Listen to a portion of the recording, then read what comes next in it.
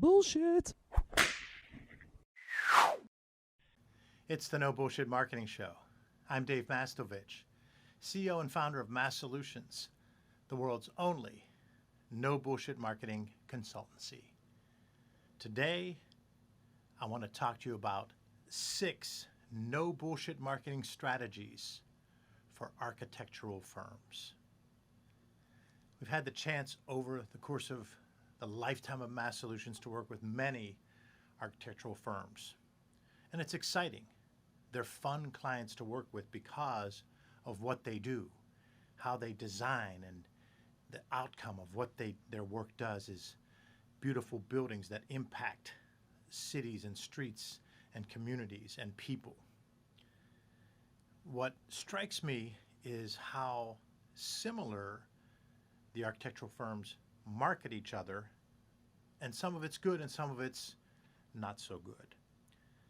What I did today to prepare for this podcast was, in addition to the years of experience of working with architectural firms and having gone through the projects and the work and had some big time successes, some moderate successes, and many, many learning lessons, that's over here to the left. But what I did today was a fun exercise.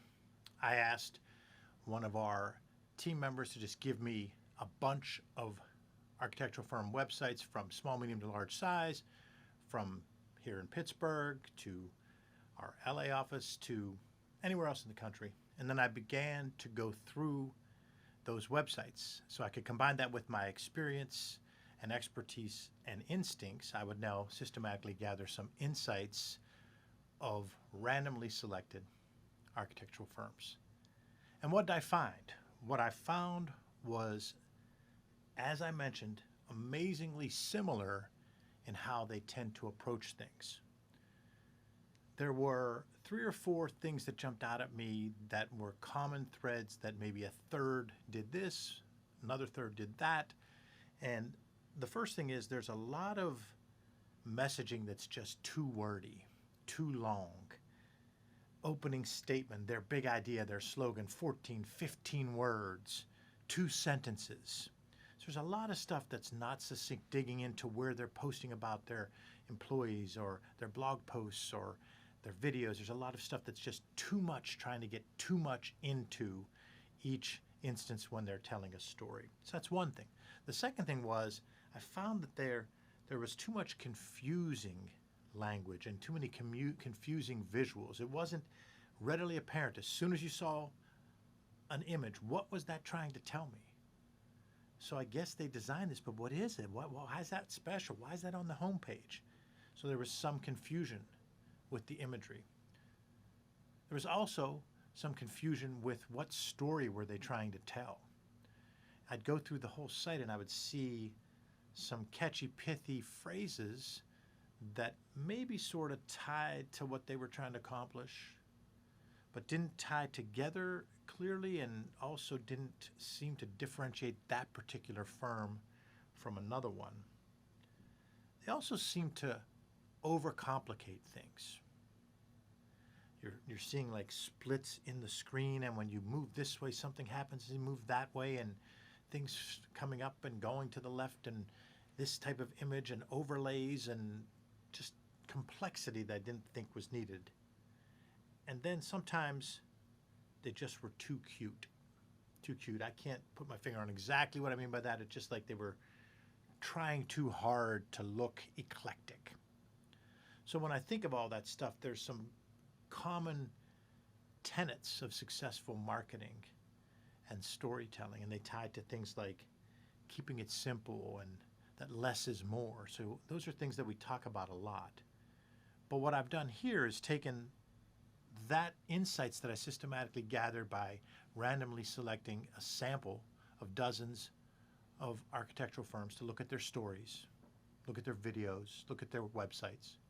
I combined that with our experience, expertise, and instincts of doing this for decades with many architectural firms. And I've come up with the 6 no bullshit marketing strategies for architectural firms. First, it comes back to, what's the big idea? What's the big idea? The big idea has to answer your two why questions. Your why, or reason for being, and your customer's why, or reason for buying. Over the past decade, more and more firms across industries have begun to focus on their why. More and more people are talking about their core values, their culture. The storytelling around it is not as strong as I think it needs to be in general, but at least it's happening. So I think many people have begun to answer that first why question, your why or reason for being. But what surprises me about architectural firms is they haven't answered that second why, their client's reason for buying. So those two why questions need to be answered clearly, succinctly. And the way to answer those is by systematically gathering insights from your clients, from your clients' clients, from your team members, from your referral sources. Once you've systematically gathered insights from those key audiences, you can then answer those two why questions and then creatively make that into one big idea that answers your why or reason for being and your customer's why or reason for buying. So that's the first step, and it's a challenging one. It's the first step of the 6 no BS marketing strategies for architectural firms. Why is it difficult? Well, architectural firms have a lot of principles. They have a lot of creative architects involved, and they end up having a lot of people kind of coming up with stories by committee, coming up with your slogan and big idea by committee. I've found that a lot over the years. So I think that if you can systematically gather insights, it takes it away from being one person's belief, because personality doesn't scale, systems do. And so when one person's personality is driving it, or multiple people are arguing about what this should be, you're better served to systematically gather insights from multiple target audiences. Come back and see what trends you found and what stories are being told when that questions are answered. And then you can take that first step and answer the two why questions and have your big idea be crystal clear. Once you've come up with your big idea, the rest of your storytelling plays off of that. You have supporting storytelling pillars. So the second no bullshit marketing strategy for architectural firms is you have stories by segment and stories by differentiators. They're often similar. These supporting storytelling pillars that you'll build that play off of the big idea should look at stories for current clients, stories for and about potential clients, stories built by, for, and about employees, stories for referral sources or centers of influence, and then all of those work together for your brand story, because your brand story could be for any of those 4 target audiences, but also for the general public, someone who's not one of those 4 segments yet. They're not a current client, a past client, they're not a referral source or a center of influence, they're not an employee, but they could be any of those 4 at some point. So that's your brand storytelling. So you want to have stories by segment and stories by differentiator that come together to be your supporting storytelling pillars that roll up under your big idea. Here's what many architectural firms do. They have 15 stories that they think are all unique and aren't tied together and are for this segment, that segment, when in reality, when you take the cold, hard look at this and you've really done the real drill down and systematically gathered insights about those target audiences, looked at your 80-20, of 80% of your business comes from 20% of your clients. Look at what those clients have as commonalities, and then talk to them and gather insights. When you're able to look at who's referred to you in the past and who should have referred to you, this gets you insights that help you to build those supporting storytelling pillars. But the key is that if you have 15, 20 anecdotes or analogies, those will be rolled up under maybe 3, 4, at the most 5 pillars. What I mean by that is there will be common themes from a different anecdote. 4 or 5 different anecdotes all will have a common theme, and they're under this pillar. Then these 2 or 3 anecdotes or analogies are under a second pillar, and these 5 or 6 anecdotes, analogies, and stories are under this third pillar. And so you have to do the hard work or have someone help you with that so that your supporting storytelling pillars are by segment and by what differentiates you. So that's the second of the 6 no bullshit marketing strategies for architectural firms. The third I already touched on is referral source marketing. You need to have a systematic referral source marketing plan. Time and again, we'll be working with architectural firms and their leadership team, and we'll say, tell me about your referrals. Oh, we have some great referrals. Let's talk about your referral sources. Can you give me your top 5 or 6? And there's a little bit of quietness, uncomfortableness. And what comes down to the crux of the matter is that they often haven't tracked the referral sources. They haven't tracked who should be referring, who could be referring, and who is referring. They don't have a systematic way to say, here's who we're talking to ask for more referrals. And here's what we do when someone gives us a referral. Because our market research shows that most people fumble the thank you when a referral comes in. And even more people fumble the update when it didn't turn into a client. Let's say someone refers somebody to you. You talk to that referral and it doesn't work out. You need to reach out to the person who referred you and give them this news and say, hey, I talked to Suzanne and that you told me to connect with. She seems really professional and strong. We talked and it didn't seem to be a fit. We had a meeting and some follow-up emails, and it didn't lead to much. And I'm not sure. My sense is it was that they're looking for someone that does X, and we do X pretty well, but we focus more on Y or Z, the letter Y. People fumble that. So now the person that referred to you has not heard back about what happened. So the fumbling of the thank you and the fumbling of whenever it didn't pan out initially, because it might pan out later, you need to be given those updates. This all falls under referral source marketing and having a systematic referral source marketing plan so that you outline who you're going to ask for referrals from, when and how. It could be current clients, past clients, centers of influence, employees. You have to ask to get the referral. How often are you asking? Because when we're asked something once, we don't act on it very often. We're asked something twice, we don't act on it very often.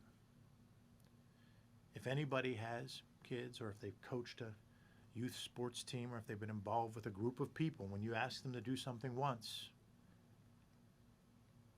you're getting a small result. When you ask somebody to do something twice, sadly, you're still getting limited results. 3 times, 4, maybe 5, 6. You have to have a systematic way that you're going to be professional and not overbearing, but you're going to ask for referrals from current clients, past clients, centers of influence, people that have referred you or could, and your employees. The fourth no bullshit marketing strategy for architectural firms is commit to B to E. B to E stands for business to employee marketing. We know what B to B is, business to business, and B to C, business to consumer. B to E is business to employee marketing and business to employee storytelling. Commit to it and be intentional about it, because most companies, specifically architectural firms, are not committed to B to E and don't have an intentionality about business to employee marketing and business to employee storytelling. And that means to treat your current and prospective employees the way you treat your client target markets, so that you drill down into your current and prospective employees to better understand them. You systematically gather insights about your current and prospective employees.